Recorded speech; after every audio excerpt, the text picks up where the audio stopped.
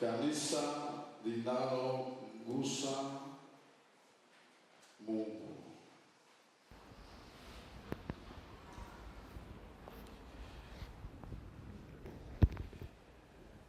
Kitabu cha Ufunuo wa Yohana sura ya 3 mstari wa 7. Ufunuo wa Yohana sura ya 3 mstari wa 7. Tasoma ni mstari wa 10. Na kwa malaika wa kanisa lililoko Filadelfia andika, haya ndiyo anenayo yeye aliye mtakatifu, aliye wa kweli, aliye na ufunguo wa Daudi, yeye mwenye kufungua wala hapana afungaye, naye afunga wala hapana afunguaye. Nayajua matendo yako. Tazama, nimekupa mlango uliofunguliwa mbele yako, ambao hapana awezaye kuufunga, kwa kuwa unazo nguvu kidogo. Nawe umelitunza neno langu, wala hukulikana jina langu. Tazama, nakupa walio wa sinagogi la Shetani, wasemao kwamba ni Wayahudi nao sio, bali wasema uongo. Tazama, nitawafanya waje kusujudu mbele ya miguu yako, na kujua ya kuwa nimekupenda, kwa kuwa umelishika neno la subira yangu. Mimi nami nitakulinda utoke katika saa ya kuadhibiwa iliyo tayari kuujilia ulimwengu wote, kuwajaribu wakao juu ya nchi. Na mseme amen. Sema amen.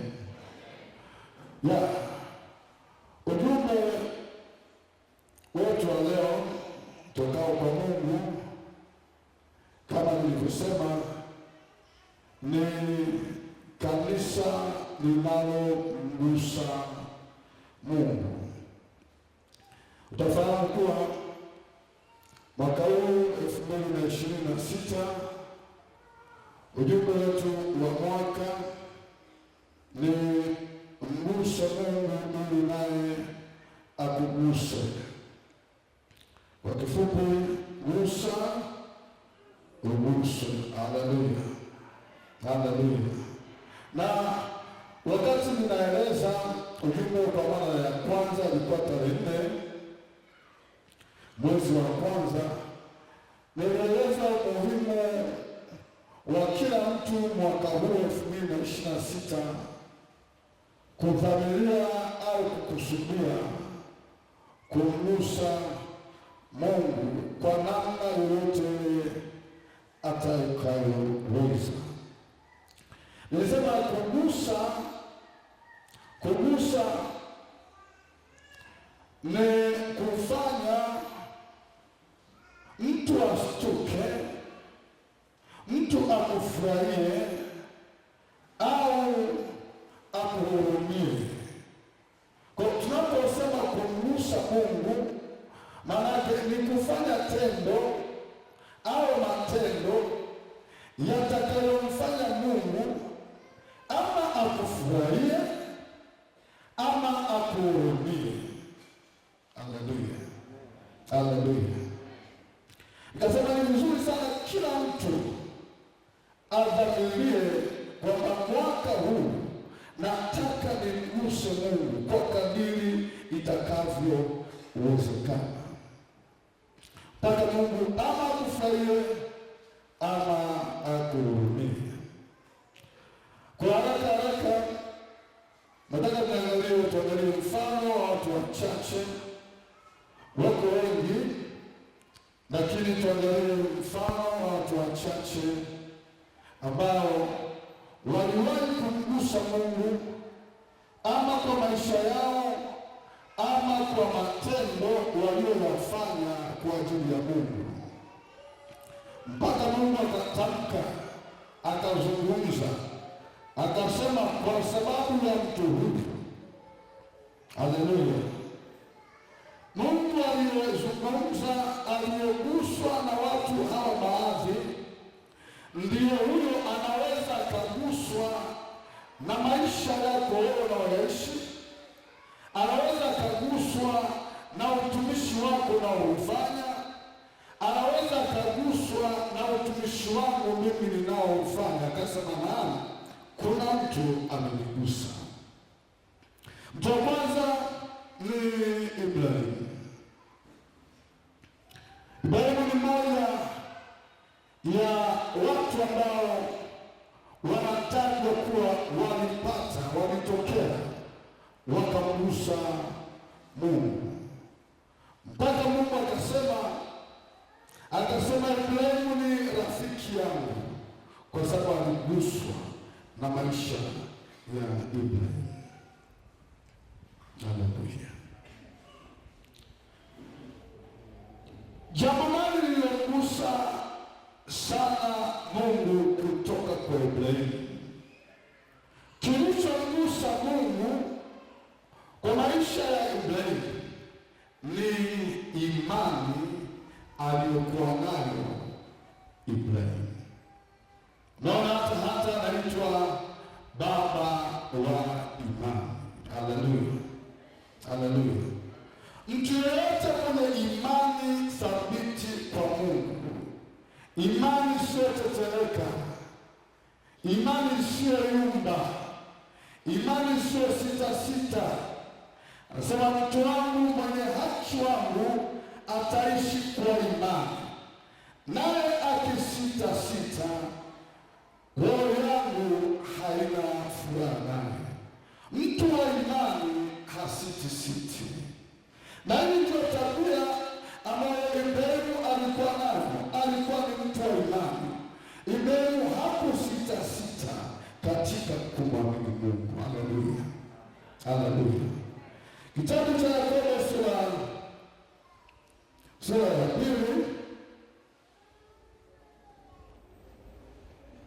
Yakobo 2 mstari wa 14. Ndugu zangu, yafaa nini mtu akisema ya kwamba anayo imani lakini hana matendo? Je, ile imani yaweza kumwokoa? Yafaa nini mtu akasema nina imani lakini hana matendo? Ni rahisi sana mtu kusema mimi ni mtu wa imani, ninamwamini Mungu, lakini imani ina udhihirisho wake. Haleluya. Imani yoyote ya mtu ina matendo. Imani pasipo matendo imekufa. Ibrahimu hakuwahi kujisema kuwa yeye ni mtu wa imani, ila matendo yake yalipasa Biblia kuandika kwamba Ibrahimu alikuwa ni mtu wa imani. Haleluya, haleluya. Imani ya Ibrahimu inathibitika wapi? Inathibitika kwanza kwenye utii wa Ibrahimu. Hata wewe ukisema nina imani, tutapima kiwango chako cha imani kwa jinsi unavyomtii Mungu.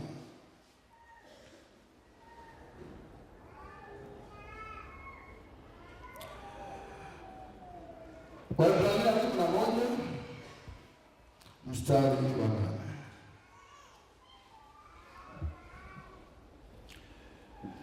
Biblia inasema kwa imani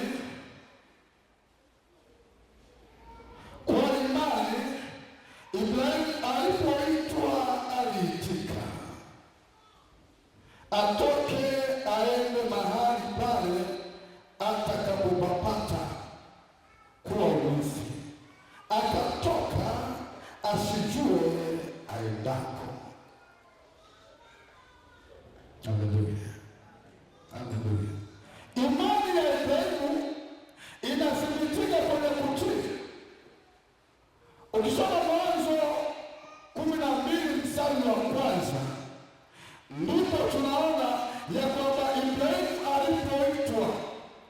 akaitika. Mungu alipomwambia Ibrahimu, ondoka hapo Harani, uende mpaka nchi nitakayokuonyesha, nami nitakufanya kuwa taifa kubwa, nami nitakufanyia jina na nitakubariki, nao utakuwa baraka. Alimwambia ondoka hapo. Ibrahimu akiwa yuko Harani amefanikiwa, ana mifugo, Harani ni nchi nzuri, lakini Mungu anamtokea anamwambia ondoka hapo, nenda mpaka nchi nitakayokuonyesha. Hakuambiwa wapi uende, kwa sababu Ibrahimu alimwamini Mungu. Haleluya! Alipojua ananiambia niondoke ni Mungu, alipothibitisha hivyo, Ibrahimu hakujiuliza maswali, akafunga safari, akamchukua Lutu na ndugu zake, akachukua mifugo aliyokuwa nayo, akaanza safari asijue aendako. Hiyo ni imani. Bwana anasema Ibrahimu kwa imani alipoitwa akaitika, akaenda mahali asipopajua. Imani. Mtu akisema na imani, imani yake thibitike kwa matendo ya kutii, kumtii. Bwana asifiwe. Sura ya 22 kitabu cha Mwanzo 22. Mwanzo 22.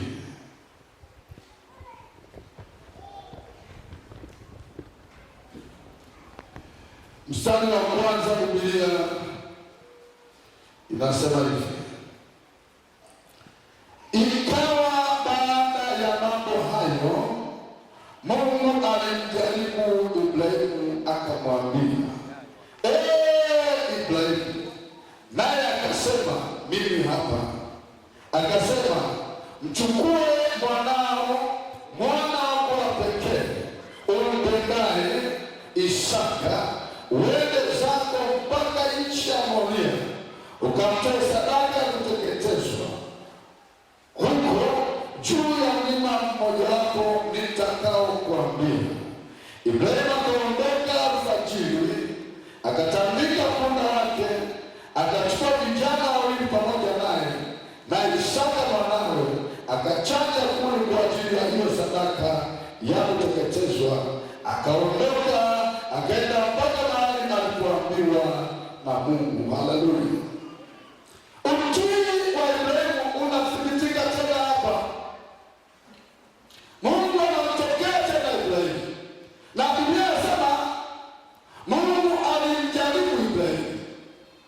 Biblia inasema Mungu alimjaribu Ibrahimu, na si kwamba Ibrahimu alijua kama anajaribiwa. Hakujua kama anajaribiwa. Ilikuja kufahamika baadaye kwamba alikuwa anamjaribu baada ya Ibrahimu kutii ile sauti na kutaka kumtoa mwanawe Isaka kuwa sadaka. Baadaye Mungu akamwambia Ibrahimu. Ibrahimu akageuka akamwambia, usimnyoshe mkono mtoto wako, hakika nimejua unanicha. Geuka hapo, angalia mnyama huu, chukue umtoe sadaka. Ndipo waandishi wanasema kumbe Mungu alikuwa anamjaribu, lakini Ibrahimu hakujua kama anajaribiwa. Alijua hili ni tukio la kweli, ni jambo la kweli anapaswa kulifanya. Fikiri imani ya Ibrahimu. Bwana tusaidie. Amempata Isaka kwenye uzee akiwa na miaka 100 na mke wake Sara akiwa na miaka 90. Amempata Isaka kwenye uzee wake. Isaka amekuwa hana mtoto mwingine wa urithi. Achana mambo ya Ishmaeli.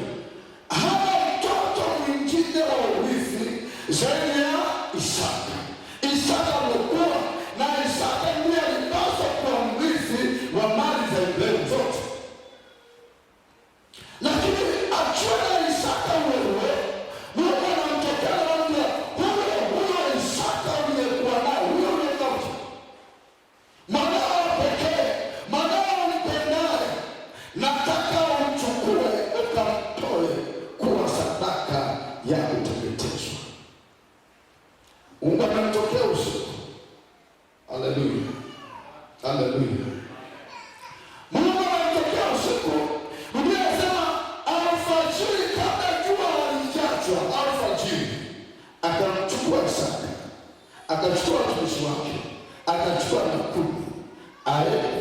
mahali pale Mungu alipomwelekeza kwenye mlima Moria, akamtoa sadaka.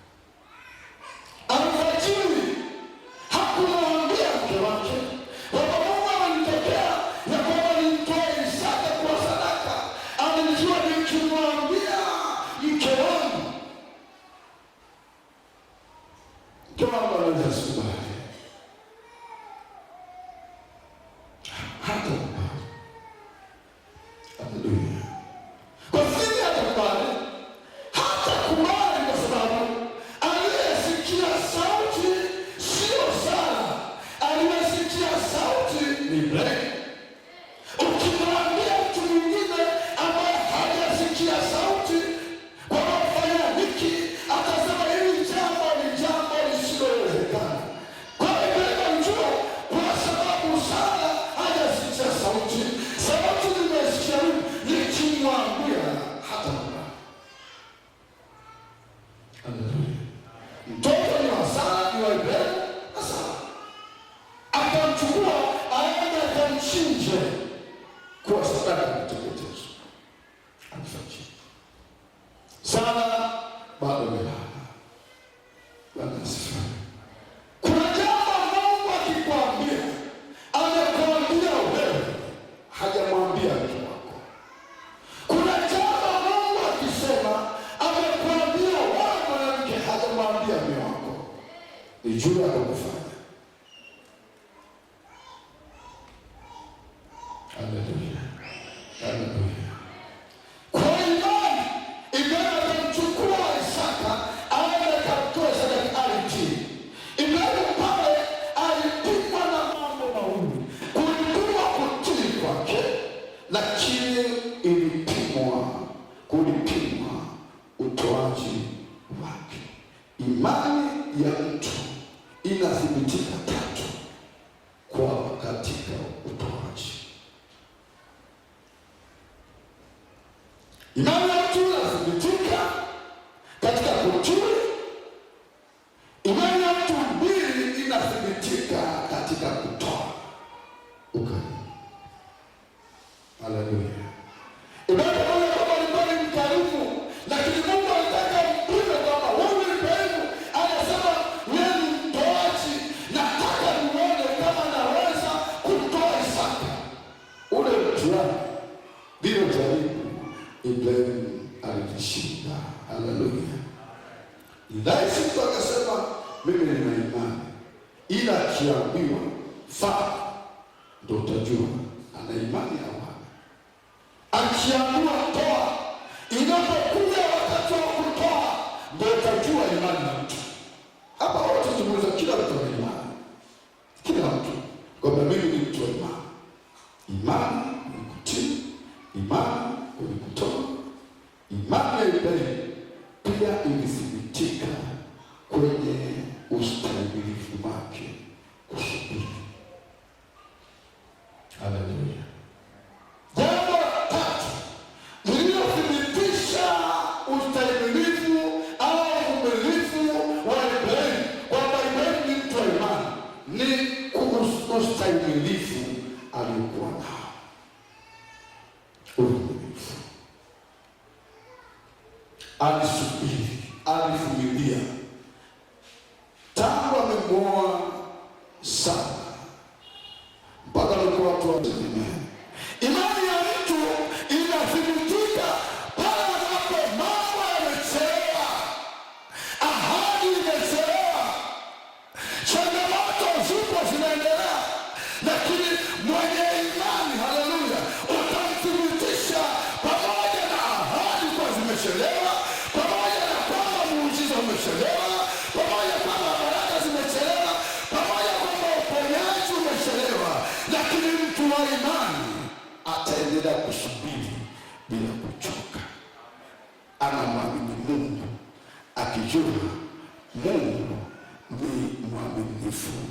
Asema amen. Asema amen. Biblia inasema Ibrahimu kwa imani alipokuwa mzee na mwili wake ukiwa umekufa, na anapoliangalia tumbo la Sara mkewe lile mataifa. Sara amepoteza sifa ya kwamba anaweza kuzaa. Sayansi haikubali tena, madaktari hawakubali tena kwamba Sara anaweza kubeba mimba. Lakini Biblia inasema Ibrahimu, yeye asiyekuwa dhaifu wa imani, haleluya, haleluya, yeye asiyekuwa dhaifu wa imani aliendelea kuamini, akijua yeye aliyeahidi ni mwaminifu, aliendelea kusubiri. Mtu wa imani anasubiri, mtu wa imani hana haraka. Haleluya. Biblia inasema yeye aaminie hatafanya haraka. Ukiona una haraka, unasikia kuchoka, unasikia kukata tamaa, kwamba muujiza umechelewa, ahadi zimechelewa, unasikia kurudi nyuma, unasikia kutokuendelea, wewe ni dhaifu wa imani. Unataka kuichaji imani yako tena. Na usema amen. Sema amen. Mambo haya matatu, ndugu zangu, yanathibitisha imani ya mtu. Na unaweza kujipima ni kwa kiwango gani unaweza kuwa mtii kwa Mungu akisema nawe. Na unaweza kujipima kwa habari ya utoaji. Unapokuja unajisikiaje? Unasikia kutoa au unasikia woga au unasikia wasiwasi? Unaweza kujua kiwango chako cha imani kikoje. Ndugu zangu, yafaa nini mtu akisema nina imani lakini hana matendo? Je, ayo matendo yaweza kumsaidia? Haiwezi kumsaidia. Aliitwa rafiki wa Mungu. Haleluya, haleluya. Tuapili ambayo tunajifunza kwake ni Ayubu.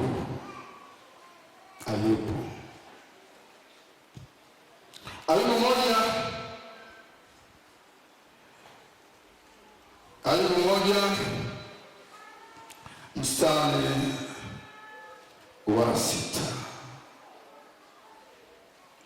Ayubu moja mstari wa 6, nayo inasema, ilikuwa siku moja ambayo hao wana wa Mungu walikwenda kujizurisha mbele za Bwana. Shetani naye akaenda kati yao. Bwana akamuuliza Shetani, umetoka wapi wewe? Ndipo Shetani akamjibu Bwana na kusema, natoka katika kuzunguka duniani na katika kutembea huku na huku humu. Kisha Bwana akamuuliza Shetani, je, umemwangalia huyo mtumishi wangu Ayubu? Kwa kuwa hapana mmoja aliye kama yeye duniani, mtu mkamilifu na mwelekevu, mwenye kumcha Mungu na kuepukana na uovu. Haleluya. Maisha ya Ayubu yanamvutia Mungu. Maisha aliyoishi Ayubu yanamfanya Mungu ajivunie Ayubu. Analinga kwa ajili ya Ayubu. Haleluya. Anamuuliza Shetani, umemwona mtumishi wangu Ayubu? Maana hakuna mtu kama yeye aliye mkamilifu, anayemcha, aliyeepukana na uovu. Hakuna kama yeye. Hayo ndio maisha ya Ayubu alikuwa. Haleluya, haleluya. Maisha ya Ayubu yalimgusa Mungu.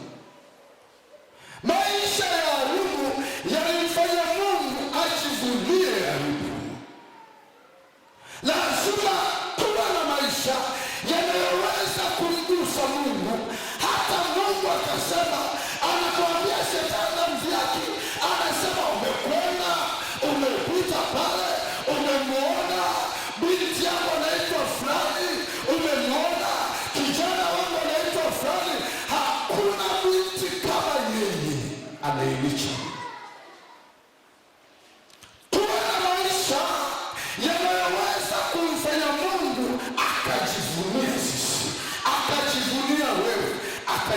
aliamini. Haleluya, haleluya. Maisha ya Ayubu yalimgusa Mungu.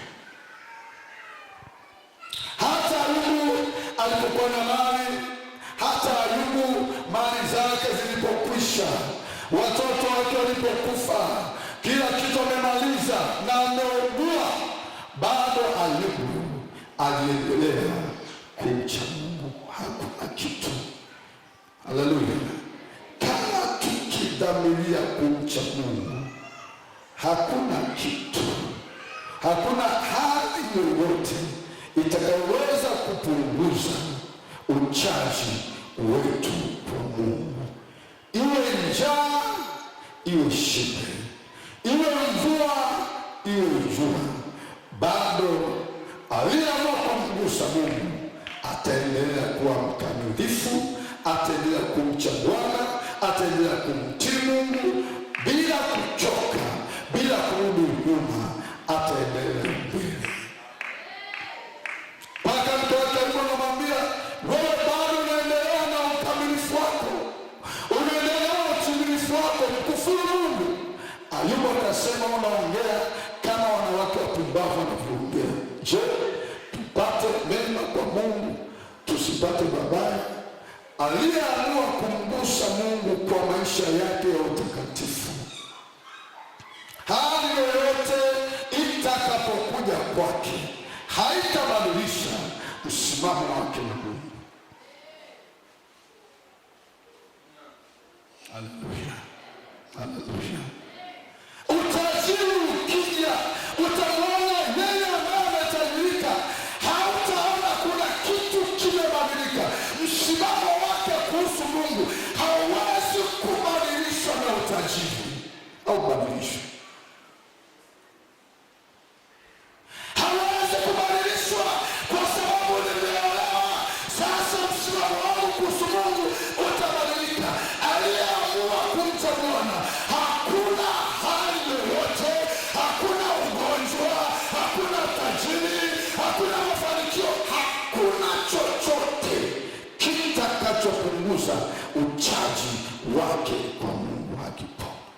Ataendelea kumpenda Mungu, ataendelea kumcha Mungu. Haleluya, haleluya. Lazima tuwe na maisha ya namna hiyo, lazima tunawe na maisha ya namna hiyo yanamgusa Mungu.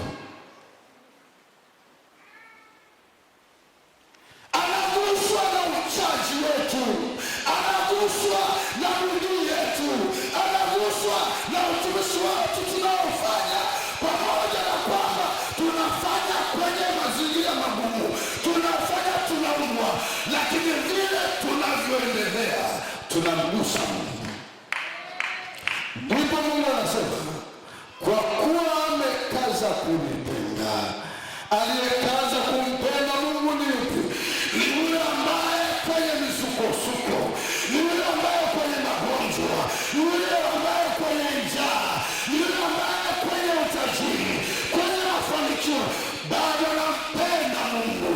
Anasema, kwa kuwa pamoja na mafanikio, pamoja na utajiri, pamoja na njaa nao, lakini amekaza kunipenda. Anasema, huyo nitamketisha na wakuu, wakati wa shida nitamwokoa. Sema imani kwa jina la Yesu, sema imani kwa jina la Yesu. Usiwe Mkristo ambaye ugonjwa ukiingia kwako, jaribu ikija kwako, utajiri ukija kwako, mafanikio ukija kwako, imani yako inayumba, maisha yako liko rama saka. Barikiwe mama, barikiwe. Haleluya. Maisha yako yamgusa Mungu. Mungu aseme, kuna mwanamke pale, kuna mwanamke, kwa kuwa amekaza kunipenda. Anapenda maneno haya. Haleluya, haleluya, haleluya. Mpaka Mungu aseme, kwa kuwa amekaza kunipenda, nami namwambia kwamba nitamwokoa, nami namwambia kwamba nitamwinua. Atalia, nitaiteka.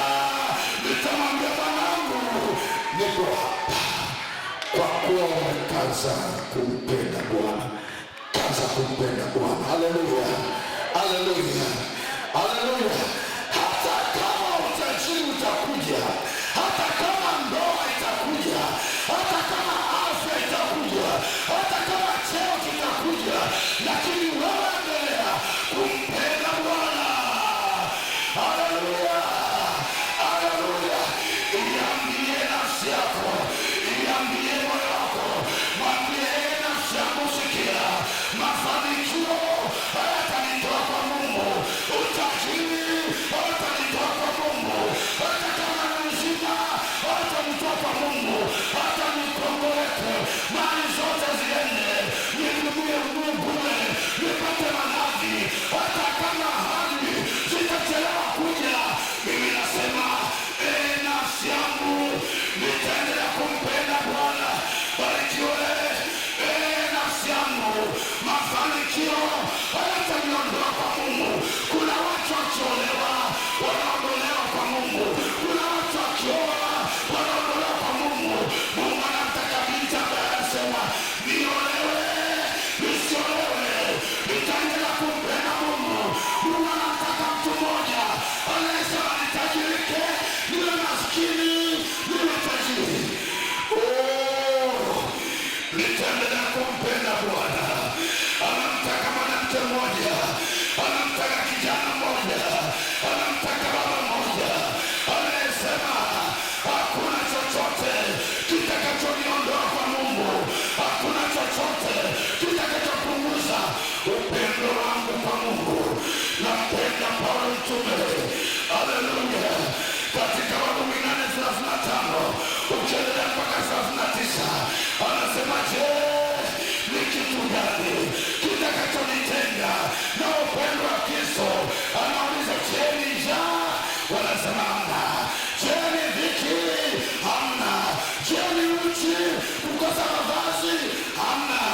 Anasema kipo kitakachonitenga na upendo wa Mungu. Watu wa namna hiyo wanaweza kuyagusa maisha ya Mungu. Haleluya, wanaweza kumgusa Jehova. Wanasema liwe upendo wangu hautaondoka kwa Mungu. Hakuna kitakachonizuia mimi kumpenda Mungu. Sema nini? Sema nini?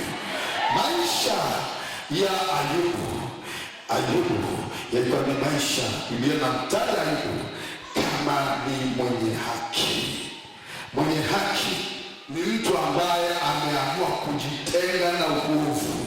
Wakati dunia imechafuka, wakati uovu umeingia duniani, uovu umeingia makanisani, lakini yeye aliamua, haleluya, aliamua kuishi maisha yake, potelea mbali.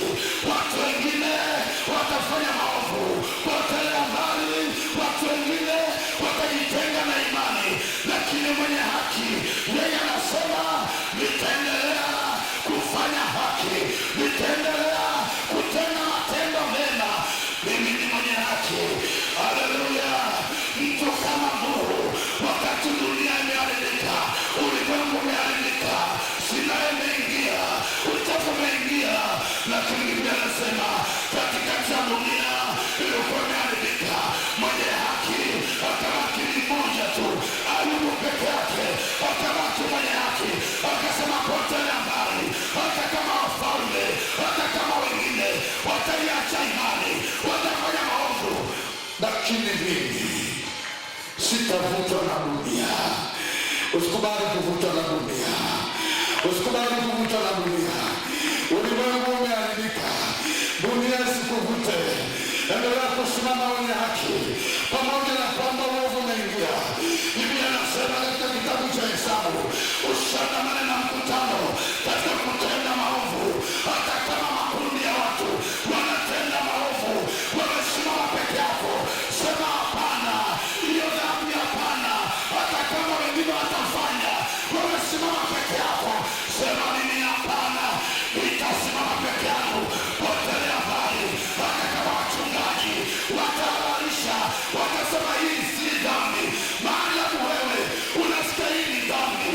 Hata kama baba mchungaji anasema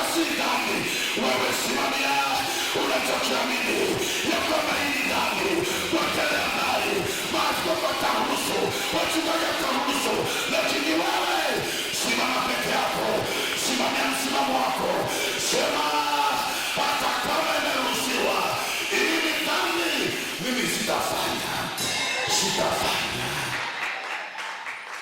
Ishi kwa haki. Danieli, Biblia inasema Danieli 1:8, akasema, Biblia inasema Danieli, basi huyo Danieli, haleluya, haleluya, basi huyo Danieli akazibu moyoni mwake hatajitia unajisi kwa chakula cha mfalme. Lazima uamini, uvamilie. Wakati Wayahudi wengine, wazee wengine waliokuwapo pale Babeli, walikuwapo bila shaka makuhani, walikuwapo bila shaka Walawi, walikuwapo bila shaka wazee wa Israeli, lakini Danieli alikuwa kijana tu, kijana wa kawaida. Wakati wengine wanajitia unajisi kwa chakula cha mfalme, kwa pombe ya mfalme, Danieli akasema, wacha wengine wanywe, wacha wengine wale, lakini mimi sitajitia unajisi kwa chakula cha mfalme. Nipeni mtama tu, hiyo siagi msinipe, ayo mayai msinipe, hizo kuku msinipe, uo mali msinipe, mimi nipeni mtama tu, nipeni mtama. Alafu mnijaribu kwa siku chache, mtaniona. Haleluya, haleluya. Hata kama wanakula vinono, lakini sisi tunaomcha Bwana, tutakula vya kawaida, tutakula vyakula vya kawaida, lakini haleluya, wanapotuangalia nyuso zetu zimenawiri, miaka inaenda, lakini uso wako ni kama kijana. Tunakula mtama, ule mtama una damu ya Yesu, tunakula mtama. Haleluya, haleluya, haleluya. Wakasema tujaribu siku 10 tu, tuangalie siku 10 tu.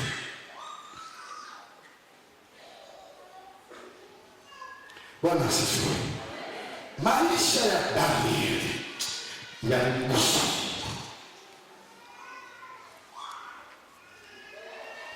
Aliishi kwa haki, alijitenga na uovu, alijitenga na dhambi. Hakuna kitu kidogo kwake alikataa. Leo hii ndugu zangu, leo tuna wahubiri wengi kwenye mitandao ya kijamii, wako wengi wanajiita na watumishi wa Mungu, wako wengi. Sitaki niwaseme vibaya, lakini nataka nikupe akili. Haleluya, haleluya, haleluya. Kama upo kwenye madhabahu hii, amini kile ninachokufundisha.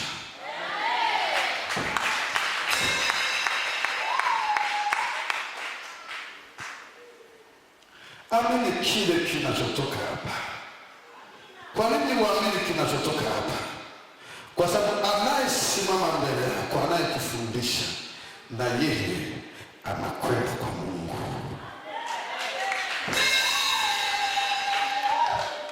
Kuna watu wanahubiri, wanaombea, na watu wengi wanaofuata, lakini wao hawaendi mbinguni.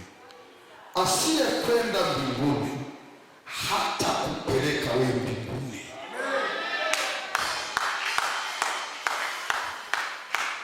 Najua washabiki hapa mpo, wahubiri wa mitandao mpo, shabikieni tu. Mbona nafuatwa na watu wengi? Kufuatwa na watu wengi sio hoja. Njia ni nyembamba, mlango ni mpana, waendao kwenye mlango mpana ni wengi, lakini njia nyembamba, unasikia watakatifu wanaohubiriwa, unasikia dhambi inakemewa, wenye dhambi wanachukuliwa hatua. Njia ni nyembamba, njia imesonga, wale wanao njia ni wachache, si wengi. Njia ya kwenda sio njia pana, ni njia imesonga, ni njia nyembamba, waendao ni wachache. Usibabaishwe na watumishi wengi wanafuatwa, eti dunia inafuata. Nikamsikia kiongozi mmoja wa serikali amekwenda kwenye kutaniko moja, amekwenda kwa mtume mmoja, amekwenda kwa nabii mmoja. Nikasikia nazungumza, akasema hata kama wanasema eti mtu huyu amechanganyikiwa, angalieni watu wote hawa wanamfuata huyu, hawa wote wamechanganyikiwa. Nasema usichanganywe. Haleluya, haleluya. Watu wengi kumfuata mchungaji isikuchanganye, watu wengi kumfuata mtume isikuchanganye. Hiyo ni njia pana, njia ya Yesu imesonga. Ndio maana Yesu alipoona watu wengi walimfuata, akawaambia maneno magumu. Wale makutano akasema maneno ni magumu, ni nani awezaye kuyafuata? Biblia basi wengi wa mkutano wakarejea nyuma, wasiambatane naye tena. Njia nyembamba watu wanaiogopa, njia nyembamba watu wanaikwepa, ni kwa sababu umesonga. Biblia inasema wengi wakarejea nyuma, wasiambatane tena. Yesu hakujali. Haleluya, haleluya. Yesu hakujali idadi ya watu, Yesu angalia idadi ya watu, yeye hakujali. Alipoona mamlaka, akaona senashara watu wamemzunguka, na yeye akawauliza, akawageukia, akasema manini, na mimi nataka kuondoka. Nendeni kama nataka kuondoka, niacheni peke yangu. Haleluya, haleluya. Yesu alikuwa mtu wa kupetipeti, unampetipeti mtu ili asiondoke. Nasema njia nyembamba, haleluya, njia nyembamba haina kupetipeti watu. Hapa hatupetipeti watu hapa. Hapa nasema wakiondoka na waambia, nasema na wewe unataka kuondoka, nasema nenda. Hapa njia ni nyembamba. Yesu akawageukia akawaambia, na mimi nataka kuondoka. Petro, haleluya. Petro akasema, nampenda Petro. Petro ni kama wewe uliyeko hapa. Petro akasema, Bwana, tuende kwa nani? Wewe nayo maneno ya uzima, neno la uzima tukisikia linatuponya. Tuende kwa nani? Tuende kwa nani? Usikubali kuondoka mahali unasikia maneno ya uzima. Watatokea watu watakushawishi, watakwambia njoo kwetu, njoo kwetu. Kwetu ni mahali pazuri. Mahali pazuri ni pale ambapo injili ya kweli inanenwa. Mahali pazuri ni wapi? Ni pale ambapo Yesu yuko hapo, ameweka kitu hapo. Hapo ndipo mahali pazuri. Uzuri wa mahali sio jengo, uzuri wa mahali sio vyombo, uzuri wa mahali ni uwepo wa Mungu. Sema ameni kwa jina la Yesu. Sema ameni kwa jina la Yesu. Haleluya, haleluya. Usishangae, dunia nzima inamfuata mtume yule, dunia nzima inamfuata nabii yule. Hata wanasikia kashfa zake, wanasema tuachieni, sisi tutakufa naye. Ni maana tuna mashabiki wa mpira, washabiki wa Simba na Yanga, wao ndio hawezi mtu akatoka Simba akaenda Yanga anasema niachieni Simba yangu, mimi nitakufa nayo, hata kama iko anafanya vibaya, niachieni.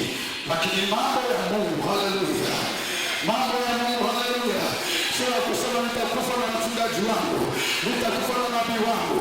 Nasema hata kama mimi ukiona nimepotoka, umeona nimeharibikiwa, umeona sieni ni Mungu, nasema achana na mimi, niache peke yangu, niongoze vipofu wengine. Nasema ukiona nimepotoka, niache peke yangu, niache nibaki na mke wangu. Mke wangu na akisema ninakuacha wale pia, mwacha ende. Lakini wewe, haleluya, haleluya. kweli. Barikiwe vita. Uhubiri injili kama hii. Sio injili ya kupetipeti watu. Injili ya kutaka pesa. Ninaomba nipate pesa. Hapana. Injili ya kweli italeta pesa. Injili ya kweli itakutunza. Injili ya kweli itasomesha watoto wetu. Injili ya kweli itatupeleka ng'ambo. Haleluya. Kwa injili yako. Nasema ni injili ya kweli. Injili ya kweli mimi nituhubiri. Nituhubiri. Haleluya. Sina wasiwasi na maisha haya. Sina wasiwasi na maisha haya. Eti wachungaji tunataka tukaache sasa. Tunataka kutoa sasa. Tuone kata ishie. Nasema aliyesimama mbele yako. Huyu hana wasiwasi. Yeye anahubiri injili ya kweli. Yeye ataendelea injili ya kweli. Atahubiri injili ya kweli. Ya kuwapeleka watu mbinguni. Injili sio angalia uso watu. Injili sio pendelea. Injili sio angalia. Injili inaonyesha. Inaonyesha. Hiyo injili ya hali hapa. Injili ambayo inawainua watu. Injili inawainua watu. Injili inatengeneza matajiri. Injili inatengeneza machaiti. Injili itapeleka watu ng'ambo. Nasema injili wewe una ndoto ya kwenda ng'ambo. Wewe tengeneza pasipoti. Una pasipoti yako. Unasema na ndoto ya kwenda ng'ambo. Tengeneza pasipoti yako. Injili itakupeleka ng'ambo. Haleluya. Haleluya. Kijana wangu alipotoka shule amemaliza form 6 akaniambia, baba, mimi nina uhakika wa kupata divisheni wangu tena masomo ya sayansi. Nina uhakika. Akaniambia, baba, nikamwambia nataka nikutengenezee biashara. Huko unasoma, huko unafanya biashara. Biashara nitakutengenezea. Kijana wangu akaniambia, baba, mimi nimekuja na taarifa zingine. Mimi sihitaji biashara. Najua vyuo vya hapa nitapata. Lakini mimi baba, nataka nende nikasome nje. Najua Mungu wako huyu unayemtumikia aweza kunipeleka ng'ambo. Nataka niende. Nikamuuliza, unataka kwenda wapi? Akaniambia, nataka kwenda India. Nikamwambia, nisubiri nifanye utafiti. Wewe utakwenda mahali popote bado umetaka. Maana ndugu zako na rafiki zako wametaka. Utakwenda popote. Wewe niachie. Niachie niombe Mungu. Mungu aniambie unaweza kwenda wapi. Maana bahati mwanangu nilishohubiri kanisani upako wa kwenda ng'ambo. Japo wengine wanimeza. Walisema tuwezi kwenda ng'ambo. Lakini nami nilichohubiri tulipofikia mpaka wanataka subiri. Subiri. Mungu huyu anatufikia. Tunataka kwenda ng'ambo. Nikakusubiri. Nikaambia shamba. Matokeo yalitoka. Nikaambia nataka uende Canada. Canada ni nchi nzuri. Canada nimeipeleleza. Ni nchi njema. Nataka uende huko. Kilichozuia kuondoka jamani. Kilichozuia. Naona Mungu alitaka tu aende asome chuo mwaka mmoja kwa chuo cha akomae kidogo. Kilichoingilia kati ni yale machafuko ya 29 Oktoba. Yale ndio yalizuia. Lakini nachokwambia shetani aloge asitoke. Afikiri afanye vyovyote. Januari mwaka 27 walituambia sogezeni muda kidogo msije mkachelewa, kwa sababu ruti za ndege haziko zimesimama sasa hivi. Tukainisha mwaka 27 Januari anakwenda Canada. Injili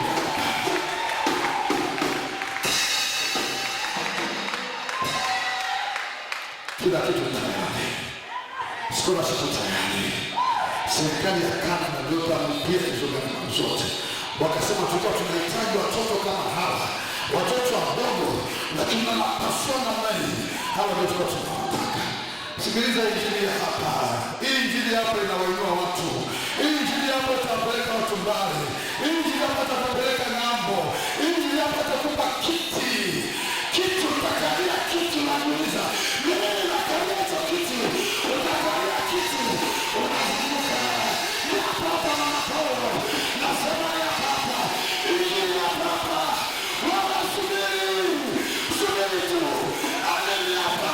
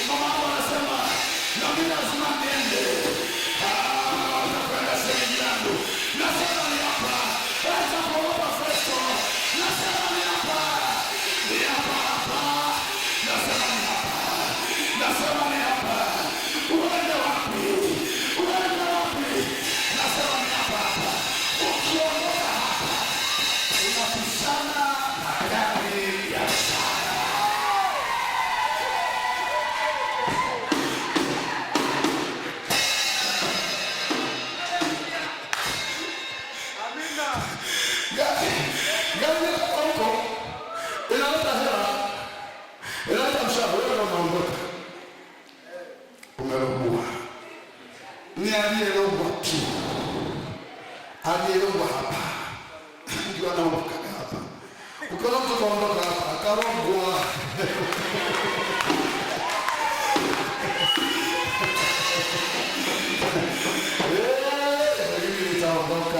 Mimi nitaondoka. Mbona mahali pakopeni? Ndio kweli pakopeni, lakini Mungu akaa imani.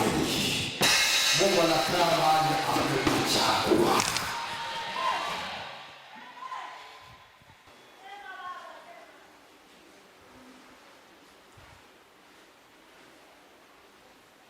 Bwana asifiwe. Bwana asifiwe. Amua kumgusa Mungu. Maisha yako yaguse Mungu. Sema amen. Sema amen. Ezekieli 14. Nimalize. Ezekieli 14. Ningeweza kuwataja kina Daudi, ningeweza kuwataja kina Suleiman, lakini acha niwataje Daniel, Ayubu nilimtaja na Nuhu nilimtaja. Mungu anathibitisha. Ezekieli 14 mstari wa 14. Ezekieli 14:14. Wajapokuwa watu hawa watatu, Nuhu na Daniel na Ayubu, kuwamo ndani yake, wangejiokoa nafsi zao wenyewe tu kwa haki yao, asema Bwana. Hawa ni wenye haki. Ninapotaka uharibifu umekuwa mkubwa, uovu umekuwa mwingi, hata kama angekuwepo Danieli kwenye kutaniko hili, kwenye nchi hii, hata kama angekuwepo Ayubu, hata kama angekuwepo Nuhu, nisingewaokoa hata watoto wao, hata wake zao nisingewaokoa, ila haki yao ndio ingewaokoa. Maisha ya Danieli yalimgusa Mungu. Maisha ya Ayubu yalimgusa Mungu. Maisha ya Nuhu yalimgusa Mungu. Maisha yako yamguse Mungu. Haleluya, haleluya. Piga Yesu makofi mazuri. Piga tena makofi mazuri. Kanisa linalo mgusa Mungu. Naposema kanisa, nazungumzia kusanyiko, kanisa la mahali pamoja kama hili. Makanisa yote yako mengi, makusanyiko yako mengi, lakini sio kila kanisa linaweza likamgusa Mungu. Mungu anaguswa. Haleluya. Anaguswa na matendo na hatua zinazofanywa kwenye kanisa la mahali pamoja. Bwana asifiwe. Yesu alimtokea Yohana kwenye kisiwa cha Patmo. Alipomtokea akamwambia, akamtuma aende kwa makanisa sana, kwa wachungaji wa makanisa sana yalikuwepo pale Asia Ndogo, ambayo leo ni Uturuki. Uturuki leo ni nchi ya Kiislamu, lakini Uturuki ni nchi ya Kikristo.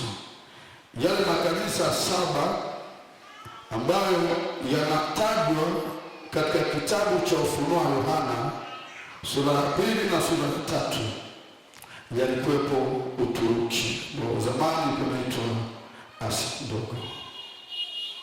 Katika makanisa yote saba, makanisa 6 Yesu aliyakosoa, aliyakemea, aliyakaripia, aliyaonya. Makanisa 6. Utaenda usoma pale. Kanisa la Efeso, kanisa la Pergamo, kanisa la Smyrna, kanisa la Sardi, kanisa la Laodikia. Kanisa gani lingine tena? Philadelphia ndio nataka ni makanisa yale 6. Makanisa yale 6 Yesu aliyakosoa. Yako aliyasifia kidogo, lakini aliyakosoa. Yako aliyakosoa moja kwa moja, aliyakemea. Lakini kanisa la Philadelphia Yesu hakulitoa kasoro. Anamwambia, nenda kwa malaika. Malaika ni mchungaji. Nenda kwa malaika wa kanisa la Philadelphia, wende ukamwambie, nayajua matendo yao, naijua subira yao, najua jinsi ambavyo wamelishika neno langu, na wamewapima wale wanaojiita ni watumishi wa Mungu, wakawapima, lakini akasema sio, kumbe ni sinagogi la Shetani. Kanisa la Philadelphia lilisifiwa. Kanisa la Philadelphia halikukosolewa. Kanisa la Philadelphia halikutolewa kasoro, likasifiwa na likapewa zawadi. Haleluya, haleluya. Kanisa la Philadelphia hata leo linaweza likawa lolote lile ambalo limeamua ya kwamba tunataka tumguse Mungu. Haleluya. Kanisa letu la mahali hapa tunataka tumguse